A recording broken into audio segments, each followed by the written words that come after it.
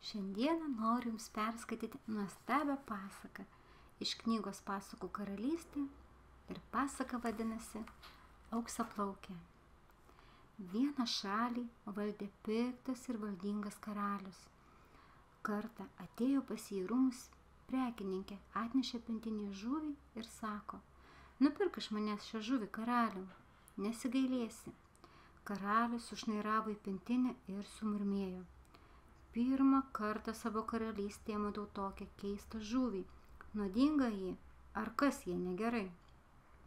"Oi ne," persigando prekininkė, "liepkite šią žuvį iškepti, o suvalgęs iš karto imsite suprasti visų žvėrių, žuvų ir paukščių kalbą. Žinosite, ką sako menkiausias vabaliukas ar uodas, tapsite išmintingiausiu karaliumi visame pasaulyje." Paskutiniai merginos žodžiai paglostė karaliaus savimeilę. Jis nupirko žuvį ir nors buvo baisus šykštuolis, net nesiderėjo, sumokėjo tiek, kiek moteris norėjo. Karalius pašaukė savo tarną, jaunąjį Iržiką, ir liepė iškepti žuvį pietums. "Tik žiūrėk, šelmi," perspėjo karalius, "jei suvalgysi bent kąsnelį, liepsiu tau nukirsti galvą." Nusinešė Iržiką žuvį į virtuvę, gerai apžiūrėjo ir nustebo. Tokios dar žuvies niekada nebuvo regėjęs. Jo žvinai spindėjo ir mainėsi visomis vaivorykštės spalvomis. Gaila jam pasidarė doroti ir kepti tokią nuostabią žuvį. Tačiau karaliaus įsakymas yra įsakymas. Kepa Iržikas žuvį ir niekaip negali suprasti, ar jau iškepė ar ne. Nei parusvėjo, nei gražiai paskrudo, tik pasidarė skaidri kaip stiklas. "Gal aš žinau, iškepė jį ar ne," svarsto Iržikas. "Reikia paragauti." Atsilaužė mažytį gabaliuką, kramto ir girdi plonyčius balselius. "Ir mum duok kąsnelį, ir mes norim keptos žuvies." Apsidairė Iržikas, aplink nieko nėra, tik musės zuja virš galvos ir zyzia. Mat kaip, suprato Iržikas, dabar aišku, kokia čia žuvis ir kodėl karalius uždraudė ją ragauti. Iržikas gražiai padėjo žuvį ant sidabrinės lėkštės, apibarstė petražolėmis, krapais ir nunešė karaliui. Nuo tos dienos Iržikas suprato gyvūnų kalbą. Jis sužinojo, kad jų gyvenimas netoks lengvas, kaip mano žmonės. Žvėris turi savo rūpesčių ir liūdi. Papietavęs karalius įsakė atvesti 2 žirgus su Iržiku ir išjojo. Karalius jojo pirmas, o Iržikas jam iš paskos. Eiklusis Iržiko arklys vis veržėsi į priekį, jaunuolis vargais negalais jį sutramdė. Arklys suprunkštė ir Iržikas iškart suprato, ką jis pasakė. "Ei, brolau," tarė jis kitam žirgui, "šaliuojam greičiau, pažiūrėsim, katras iš mūsų eiklesnis." "Mielai palenktyniaučiau," atsakė jam karaliaus žirgas, "bet man ant nugaros riogso šitas senis kelmas, jis gali nukristi ir sprandą nusisukti. Negerai išeitų, vis dėlto karalius." "Na ir tegul subyra šitas pūzras," nusišaipė Iržiko arklys, "tuomet galėtum tapti jauno karaliaus žirgu." Iržikas tyliai nusijuokė, tačiau karalius irgi suprato arklių pokalbį. Piktai pažvelgė į Iržiką ir paklausė: "Ko juokiesi, akiplėša?" "Ak, jūsų didenybė," atsakė tas, "prisiminiau, kaip virtuvėje 2 mano parankiniai tąsėsi už plaukų. Buvo taip juokinga žiūrėti." "Žiūrėk tu man," pagrasino karalius. Jis, žinoma, nepatikėjo Iržiku. Piktai paragino žirgą ir pasuko atgal į rūmus. Grįžęs paliepė, kad Iržikas pripiltų jam sklidiną taurę vyno. "Tik pamėgink pripilti nepilną," pasakė karalius, "arba išlieti bent lašą vyno, įsakysiu nukirsti tau galvą." Iržikas paėmė ąsotį ir pradėjo pilti vyną į didelę taurę. Tuo metu pro atvirą langą įlėkė 2 žvirbliai. Skraido po kambarį ir pešasi abu, net plunksnos lekioja. Vienas paukštelis nepalaiko 3 auksinius plaukus, o kitas bando juos atimti. "Grąžink," čirkšt, "grąžink, sakau," čirkšt. Jie mano, čirkščiojo vienas, o kitas nepasiduoda. Negrąžinsiu, aš juos pačiupau, kai gražuolė šukavosi plaukus. Tokių nuostabių plaukų niekas pasaulyje neturi. Čirk, tas, už kurio ištekės, bus neapsakomai laimingas. Čirk. Žvirbliai ėmė pliektis, nejuokai susikibo ir besipešdami išskrido pro langą. Tačiau vienas auksinis plaukas išsprūdo žvirbliui iš snapo, nukrito ant akmeninių grindų ir suskambėjo kaip varpelis. Ržikas atsigręžė ir pralėjo vyną. Na va, Ržikai, piktdžiugiškai sušuko karalius, dabar atsisveikink su gyvybe. Karalius nudžiugo, kad Ržikas išpylė vyną ir dabar galimai galės jo atsikratyti. Seniokas spėjo, kad jaunasis tarnas taip pat bus paragavęs stebuklingosios žuvies ir supranta, ką kalba žvėrys ir paukščiai. Bet karalius su nieko nenorėjo dalintis tokia galia. Jis vienas troško būti pats protingiausias pasaulyje ir suprasti gyvūnų kalbą. Bet čia karaliui toptelėjo dar viena mintis. Jis pakėlė nuo grindų auksinį plauką, padavė jį Ržiukui ir sako, tiek to, pasigailėsiu tavęs, jei surasi man mergaitę, kuriai priklauso šis plaukas. Noriu ją vesti. Imk plauką ir keliauk nieko nelaukdamas. Nebuvo kas dara. Paėmė Ržikas auksinį plauką ir ėmė ruoštis į kelionę. Saulei tekant, sėdo ant arklio ir išjojo iš miesto. O kur joti?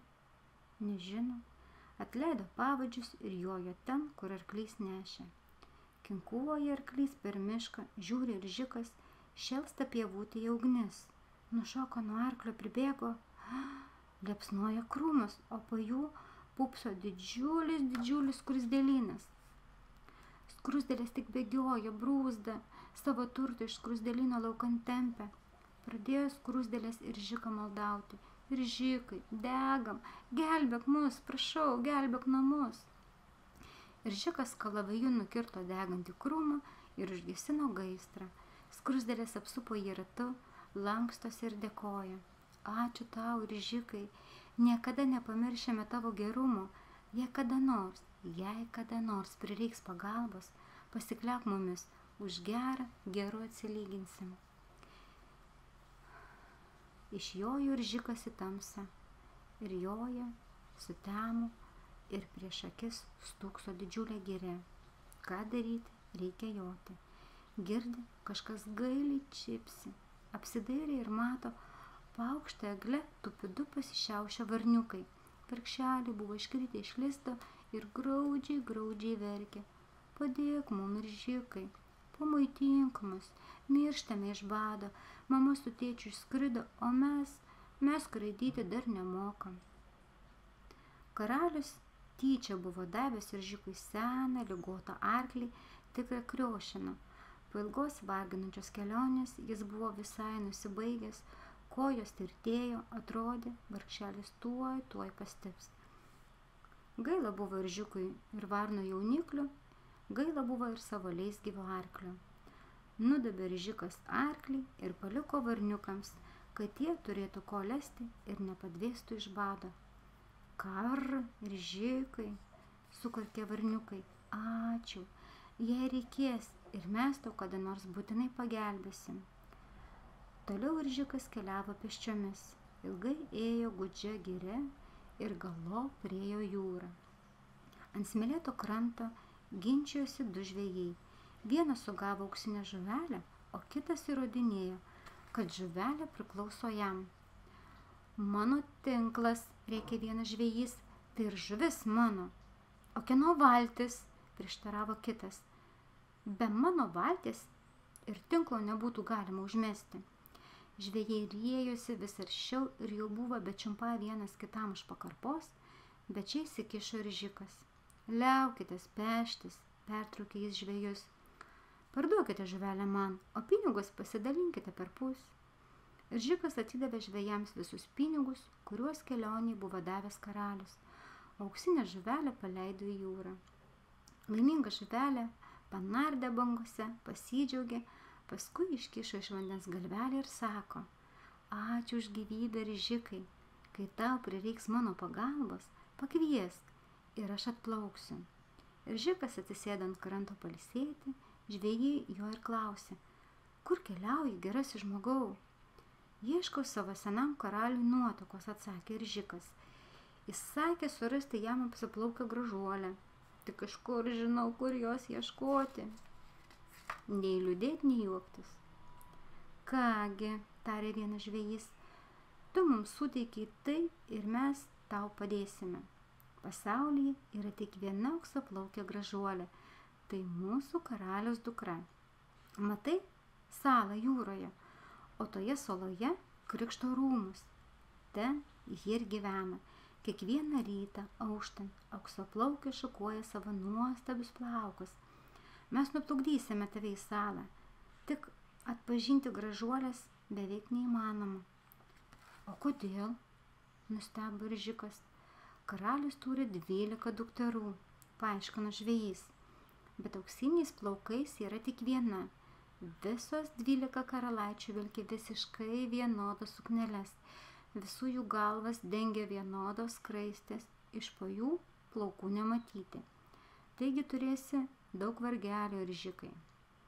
Nuplukdė žvejai Ržikai į salą, jis nuėjo tiesiai pas karalių Krikštolo rūmus. Žemai jam nusilenkė ir papasakojo, ko atėjęs. Gerai, atsakė karalius, aš neprieštarauju. Išleisiu dukrą už tavo karaliaus, bet tu turėsi 3 dienas gyventi mano pilyje ir kasdien atlikti po vieną užduotį. Ar sutinki? Ržikas net dvejodamas sutiko. Eik pailsėk po kelionės, pasakė karalius. Mano užduotys painios, lengva nebus. Rytą Ržikas atsikėlė ir nuėjo pas karalių. Karalius pagalvojo ir sako: pirmoji užduotis tokia. Turėjo mano auksaplaukė dukra perlų vėrinį, bet siūlas nukrito, nutruko ir perlai pažiro aukštoje tonkioje žolėje. Surink juos visus alei vieno. Nuėjo Ržikas į pievelę, kur karalaitė išbarstė perlus. Žolė siekė iki juosmens ir tokia tanki, kad žemės nematyti. Ak, atsiduso Ržikas, būtų čia mano draugės skruzdėlytės, tikrai man padėtų. Staiga išgirdo žolėje cypimą. Mes čia, kuo galime tau pagelbėti, Ržikai?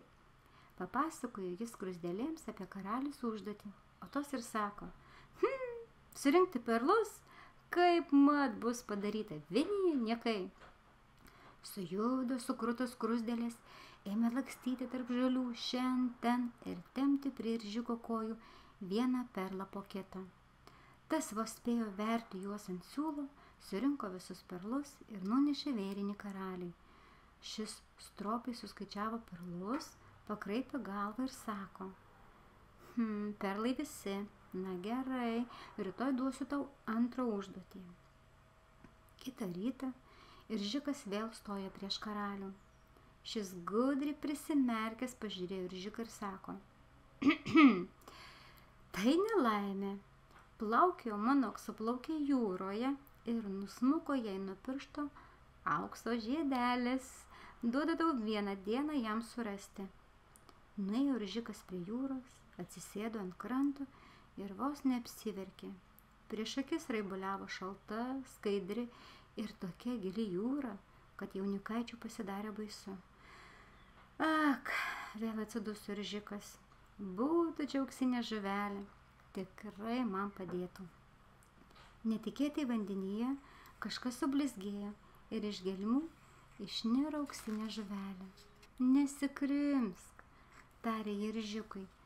Aš ką tik jūroje mačiau lydeką su aukso žiedeliu ant peleko.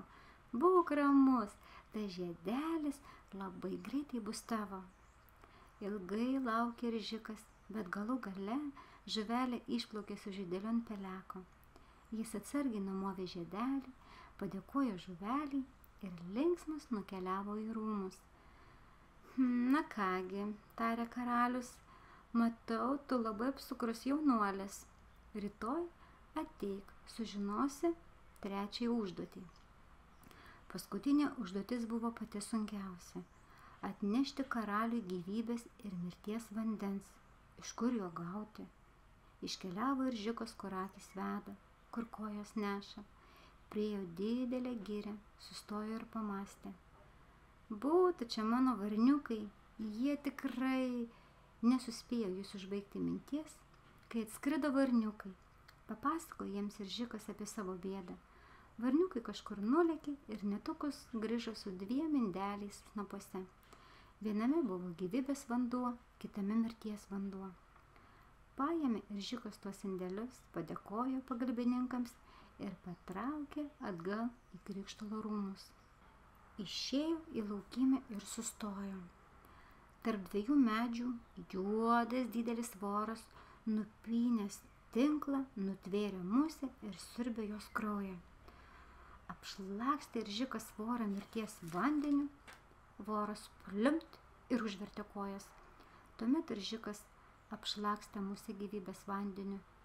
Jie atgijo, sumasavo sparneliais ir nuskrido, o nuskrisdama dar pasakė: Džiaukis, kad mane išgelbėjai, aš tau padėsiu, aš atpažinsiu auksaplaukę. Atėjo Iržikas pas karalių, padavė jam gyvybės ir mirties vandenį. Karalius labai stebėjusi Iržiko apsukrumu, paskiau paėmė jį už rankos ir nuvedė į baltą menę aukso lubomis, o ten prie didelio apskrito stalo sėdi 12 nuostabių karalaičių, visos kaip viena. Na, rinkis, sako karalius, atspėsi tavo laimę, jei ne, keliausi iš čia tuščiomis, kaip atėjai. Iržikas pažvelgė į karalaitis ir girdė, kažkas zyzė prie ausies. Eik aplink stalas, aš tau parodysiu auksaplaukės. Apsidairė, ogi virš jos skraido musė. Ne ta, ne ta, ne ta, štai šita. Ir musė atsitūpė ant auksaplaukės peties. Iržikas priėjo prie jos ir sako: štai auksaplaukė karaliau.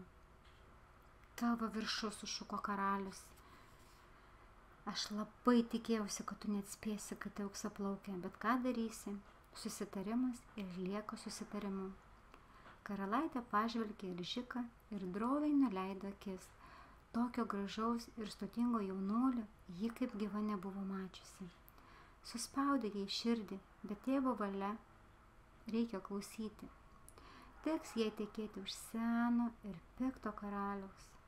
Atgabeno Iržikas karaliui nuotaką. Visą kelią ją rūpinosi, žiūrėjo, kad jos arklys nesupluktų, kad šalto lietaus lašeliais nenukristų jai ant pečių. Liūdna tai buvo kelionė. Iržikas pamilo auksaplaukę, bet meilės pripažinti negalėjo. Išvydęs gražuolę, senasis karalius kimiai sukikeno ir iš džiaugsmo ir liepė tuščio jau ruošti vestuvėmis. Norėjau tave pakarti, pasakė jis Iržikui, kad lavonų sukapotų varnas, bet kadangi suradai man nuotaką, suteiksiu tau malonę. Liepsiu nukirsti tau galvą ir būsi garbingai palaidotas. Ha, ha, ha. Kitą rytą Iržikui nukirto galvą. Auksaplaukė prapliupo raudoti ir paprašė karalius atiduoti jai Iržiko kūną ir galvą. Karalius paniūro, bet nesiryžo prieštarauti nuotakai. Auksaplaukė pradėjo galvą prie kūno, apšlakstė gyvybės vandeniu, galva priaugo, net rando neliko. Apšlakstė Iržiką antrą kartą ir jis atgijo, spinduliuojanti jis jaunystė, dar gražesnis negu prieš tai, kai jam buvo nukirsta galva. Ir paklausė jis auksaplaukės: kodėl aš taip kietai miegojau, kas nutiko? Būtum amžinai miegojęs, atsakė auksaplaukė, jei nebūčiau tavęs išgelbėjusi, mylimasis. Karalius išvydo Iržiką ir apstulbo. Kaip jis galėjo atgyti ir tapti dar gražesnis? Suprato karalius, kad stebuklą padarė gyvybės vanduo. Pakvietė budelį ir sako: tu jau pat nukirsk man galvą, paskui apšlakstyk stebuklinguoju gyvybės vandeniu, tuščio jau noriu atgyti jaunas ir gražus. Budelis mielai nukirto senam pikčiurnai galvą, bet atgaivinti jo nepavyko. Karalis buvo taip pritvinkęs pykčio, kad joks stebuklingas vanduo negalėjo padėti. Karalius buvo palaidotas, tratant būgnams ir niekas net ašarėlės nenubraukė. O kadangi šaliai reikėjo protingo ir gero valdovo, žmonės išsirinko Ržiką. Juk jis suprato žvėrių kalbą ir buvo išmintingiausias žmogus pasaulyje. Auksaplaukė ištekėjo už Ržiko ir jie gyveno ilgai ir laimingai.